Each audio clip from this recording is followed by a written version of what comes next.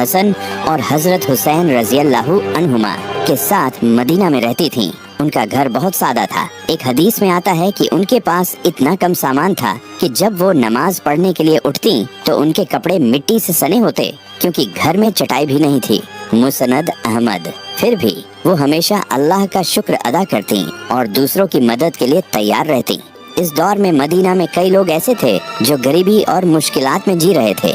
हिजरत के बाद कई मुहाजिरीन के पास न तो घर था न माल। रसूलुल्लाह सल्लल्लाहु अलैहि वसल्लम और उनके अहले बैत ने इन सब की मदद में कोई कसर न छोड़ी। हजरत फातिमा रजी अल्लाह अन्हा का घर भले ही सादा था, मगर उनका दिल इतना बड़ा था कि वो हर जरूरतमंद की मदद करती। मदीना में कई लोग हिजरत करके आए थे और कुछ लोग वहाँ पहले से रह रहे थे। ये बुजुर्ग खातून, जिनका नाम रिवायतों में स्पष्ट नहीं है, मदीना की एक ऐसी औरत थी जिनकी जवानी में कुछ गलतियाँ हो चुकी थीं। कुछ रिवायतों के मुताबिक वो अपनी जवानी में ऐसी राह पर चल पड़ी थी जो अल्लाह की नाफरमानी की थी, मगर अब बुढ़ापे में उनका दिल पछतावे और शर्मिंदगी से भरा था।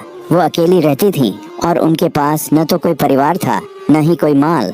मदीना में इस्लाम का नूर फैलने के साथ वो खातून रसूलुल्लाह सल्लल्लाहु अलैहि वसल्लम और उनके अहल ए बैत की मोहब्बत और रहम दिली के बारे में सुन चुकी थीं। कुरान ए पाक की आयतें जैसे सूरह अज-जुमर की आयत 53, जिसमें अल्लाह ताला फरमाता है, कह दो ऐ मेरे बंदो जिन्होंने अपनी जानों पर जुल्म किया, अल्लाह की रहमत से मायूस न हो, बेशक अल्लाह सारे गुनाह माफ कर देता है।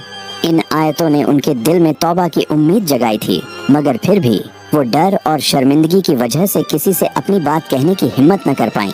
एक दिन उन्होंने सुना कि हजरत फातिमा ज़हरा रजी अल्लाह अन्हा, जो रसूलुल्लाह सल्लल्लाहु अलैहि वसल्लम की बेटी हैं, बहुत रहम दिल और मेहरबान हैं। वो गरीबों और कमजोरों की मदद करती हैं और उनके पास हर दुखी दिल को सुकून मिलता है। ये सुनकर उस खातून के दिल में एक किरण जागी। उन्होंने फैसला किया कि वो हजरत फातिमा रजी अल्लाह अन्हा से मिलेंगी और अपने गुनाहों की माफी मांगने की राह तलाश करेंगी। जब वो बुजुर्ग खातून हजरत फातिमा रजी अल्लाह अन्हा के घर पहुंची तो देखा कि उनका घर बहुत सादा था। न कोई भारी भरकम दरवाजा, न कोई नौकर चाकर, बस एक छोटा सा मिट्टी का घर जिसमें सुकून और नूर की खुशबू थी। खातून ने डरते डरते दरवाजे पर दस्तक दी। हजरत फातिमा रजी अल्लाह अन्हा बाहर आई और उस बुजुर्ग खातून को देखकर बड़े अदब और मोहब्बत से कहा, अस्सलामु अलैकुम अम्मा, आप कैसे हैं? मेरे घर तशरीफ लाने की क्या वजह है?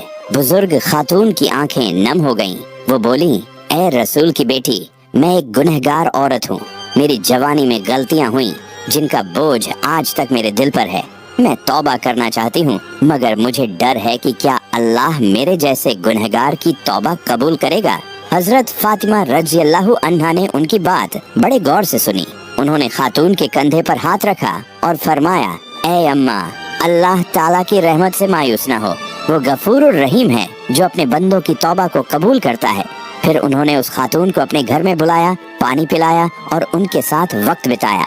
हजरत फातिमा रजी अल्लाह अन्हा ने उन्हें कुरान पाक की आयतें सुनाई, जैसे सूरह अल फुरकान की आयत 70, मगर जो तौबा करे और ईमान लाए और नेक अमल करे तो अल्लाह उसके गुनाहों को नेकियों से बदल देता है। हजरत फातिमा रजी अल्लाह अन्हा ने उस खातून को समझाया कि तौबा का मतलब सिर्फ माफी मांगना नहीं, बल्कि दिल से अपने गुनाहों पर पछताना, उन्हें छोड़ देना और अल्लाह के रास्ते पर चलना है।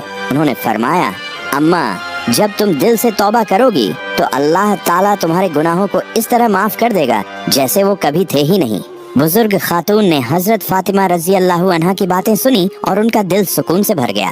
उन्होंने उसी वक्त अल्लाह ताला से तौबा की और नमाज पढ़ना शुरू किया। हजरत फातिमा रजी अल्लाह अन्हा ने उन्हें एक सादा सी चादर और कुछ खाने का सामान दिया ताकि उनकी जिंदगी आसान हो। वो खातून हर दिन हजरत फातिमा रजी अल्लाह अन्हा के पास आती और उनसे इस्लाम की बातें सीखती।